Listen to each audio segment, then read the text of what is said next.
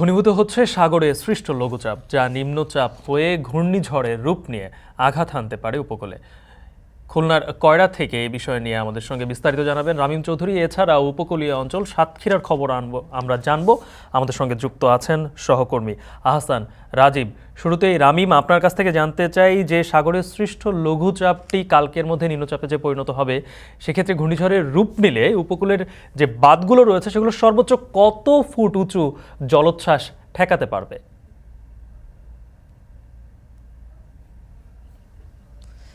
গালিব, উপকূলীয় অঞ্চলের যে মানুষ রয়েছে তাদের সবথেকে বড় আতঙ্কের বিষয়টি হচ্ছে ঘূর্ণিঝড়। এবং এই ঘূর্ণিঝড়ের যে পূর্বাভাস আবহাওয়া অধিদপ্তর দিয়েছে, সেই পূর্বাভাস শোনার পর থেকেই কিন্তু এখানকার মানুষ যারা রয়েছে তারা কিন্তু একেবারে আতঙ্কিত অবস্থায় রয়েছে। কারণ গত কয়েকবারের যে ঘূর্ণিঝড়ের যে অভিজ্ঞতা, সেই অভিজ্ঞতা কিন্তু বেশ তিক্ত ছিল। ঠিক সেই কারণেই কিন্তু এই অঞ্চলের যে মানুষ যারা রয়েছে তারা কিন্তু বেশ ভীত অবস্থায় রয়েছে এখন। আমি এখানে রয়েছে কিন্তু এই যে কয়রা উপজেলা, এই উপজেলাটা কিন্তু এই খুলনার এই অঞ্চলের সবথেকে উপকূলীয় অঞ্চল বললে চলে। সবথেকে বেশি ক্ষতিগ্রস্ত হয় কিন্তু প্রতিবার ঝড়ে এই অঞ্চলটি, এবং এখানকার যে বেড়িবাঁধগুলো রয়েছে এই বেড়িবাঁধগুলো নিয়েই কিন্তু যত ভয় তাদের। এখানে যখনই ঘূর্ণিঝড় আসে এবং জলোচ্ছ্বাস আসে, ঘূর্ণিঝড় আসলেই স্বাভাবিকভাবে নদীর যে পানি সেটির উচ্চতা বেড়ে যায়, এবং উচ্চতা বাড়ার ফলে কিন্তু 4 থেকে 5 ফুট উচ্চতা বাড়লেই কিন্তু এখানে যে বেড়িবাঁধগুলো রয়েছে সেই বেড়িবাঁধগুলো কিন্তু সেই পানি ধরে রাখতে পারে না, যার ফলে বেড়িবাঁধগুলো ভেঙে লোকালয়ে পানি ঢুকে যায়। এর আগে আমরা দেখেছি যে আমপানে কিন্তু এই এলাকার মানুষ সবচেয়ে বেশি ক্ষতিগ্রস্ত হয়েছে ঘূর্ণিঝড় আমপানের কারণে। এবং এখানের যে বেড়িবাঁধগুলো রয়েছে সেই বেড়িবাঁধগুলোর প্রায় 21টি পয়েন্টেই কিন্তু ভাঙন দেখা দিয়েছিল, এবং সেখানে কিন্তু সেই সব জায়গা থেকে লোকালয়ে পানি ঢুকেছে, এবং সেখানে কিন্তু অনেক মানুষকেই কিন্তু হাজার হাজার মানুষ কিন্তু এখান থেকে পানিবন্দী হয়ে তাদের ঘর ছাড়তে হয়েছে। তো এই সব ভয় কিন্তু কাজ করছে এখন। এবং এখানে এই যে কপোতাক্ষ নদী এবং তার পাশে যে আরেকটি নদী রয়েছে, এই দুটো নদীর কিন্তু ঘিরে রয়েছে এই উপজেলাটাকে।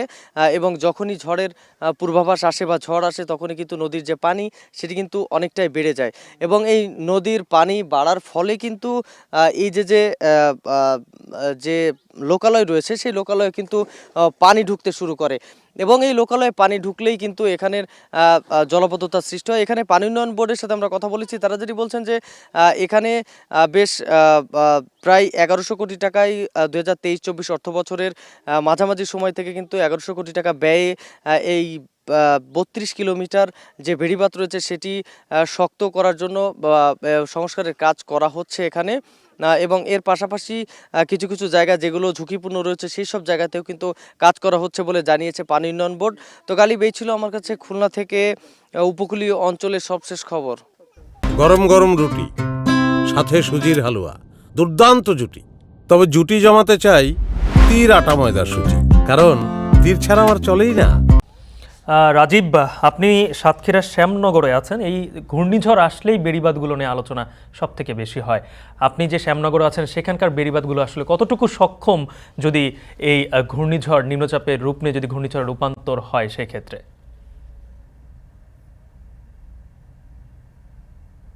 সাতক্ষীরার যে 60 কিলোমিটারের মতো বেড়িবাঁধ রয়েছে সেটি কিন্তু ঝুঁকিপূর্ণ অবস্থায়, এবং এর মধ্যে 21টি পয়েন্ট রয়েছে। সেই 21টি পয়েন্টে 10 কিলোমিটার অধিক ঝুঁকিপূর্ণ হিসেবে পানি উন্নয়ন বোর্ডের থেকে নির্ধারণ করা হয়েছে। এখানে মোট 300 কিলোমিটারের অধিক বেড়িবাঁধ রয়েছে, যার মধ্যে 60 কিলোমিটার উপকূলীয় এলাকায় রয়েছে। এই উপকূলীয় এলাকায় যে 2009 সালে আয়লা হয়, আয়লার পরবর্তীতে কিন্তু এই বেড়িবাঁধ ছাপিয়ে কিন্তু পানি প্রবেশ করেছিল 2টি ইউনিয়ন, গাবুরা এবং পদ্মপুকুরে। এই সময় প্রায় 80 জন মানুষের মৃত্যু হয় এই জলোচ্ছ্বাসকে কেন্দ্র। ঝড়ে যতটা ক্ষতি না হয় তার চেয়ে বেশি এই উপকূলে জলোচ্ছ্বাসের কারণে কিন্তু প্রতিবারই কিন্তু ক্ষতি হয়। আমরা গত কয়েকটি ঘূর্ণিঝড়ে দেখেছি যে ঘূর্ণিঝড় বুলবুল, ঘূর্ণিঝড় আমপান এবং ঘূর্ণিঝড় ফণীতে কিন্তু এই সময় কিন্তু বেড়িবাঁধ ভেঙে এই এলাকায় বিস্তীর্ণ এলাকা কিন্তু প্লাবিত হয়েছিল, এবং একাধিক পয়েন্টে বেড়িবাঁধ ভেঙে এখানে প্লাবিত হয়। ঝড়ে যে পরিমাণ ক্ষয়ক্ষতি হয় তার চেয়ে বেশি ক্ষয়ক্ষতি হয় এই বেড়িবাঁধ ভেঙে যখন জোয়ারের পানিটি প্রবেশ করে। এখানকার এখন যে বাঁধগুলো রয়েছে সেটি 2 থেকে 3 ফুট যদি পানি বৃদ্ধি পায়, সেই পানিটি কিন্তু ধরে রাখার মতো সক্ষমতা এখানকার বাঁধগুলো নেই। এখানকার যে বাঁধগুলো রয়েছে বর্তমানে সেগুলো লাজুক অবস্থায়। যদিও গাবুরা ইউনিয়নে একটি মেগা প্রকল্পের কাজ চলমান রয়েছে, সেটি এখনো শেষ হয়নি। সেটি শেষ হলে কিছুটা হয়তো এলাকার মানুষকে রক্ষা করা যাবে। তবে এখনো বেশিরভাগই বেড়িবাঁধ কিন্তু ঝুঁকিপূর্ণ অবস্থায় রয়েছে। এদিকে নতুন করে যে ঘূর্ণিঝড় রেমাল আসছে এটির প্রভাবে কিন্তু যে এইখানে জোয়ারের পানি ইতিমধ্যে বৃদ্ধি পেতে শুরু করেছে। অনেকে বলছেন যে গতকাল জোয়ারের পর থেকে পানি প্রায় ১ ফুটের মতো বৃদ্ধি পেয়েছে এবং জোয়ার যতক্ষণ আগামীতে জোয়ার আসবে আরো পানি ক্ষণে, ক্ষণে বৃদ্ধি পাবে। তবে সবশেষ আগামীকাল যদি নিম্নচাপের রূপ নেয় সেক্ষেত্রে যদি ঘূর্ণিঝড় আঘাত হানে সেক্ষেত্রে কিন্তু ভয়াবহ পরিস্থিতির সৃষ্টি হতে পারে। কারণ এই উপকূলীয় এলাকায় এখন পর্যন্ত যে বেড়িবাঁধগুলো রয়েছে সেগুলো অত্যন্ত লাজুক অবস্থায় রয়েছে। তো এই ছিল আমার কাছে সবশেষ অবস্থা সাতক্ষীরার শ্যামনগর উপকূল থেকে। দেশের ২ উপকূলীয় অঞ্চল থেকে যুক্ত হয়েছিলেন আমাদের ২ সহকর্মী রামিম চৌধুরী এবং আহসান রাজীব। জানছিলাম বেড়িবাঁধগুলোর সর্বশেষ অবস্থা।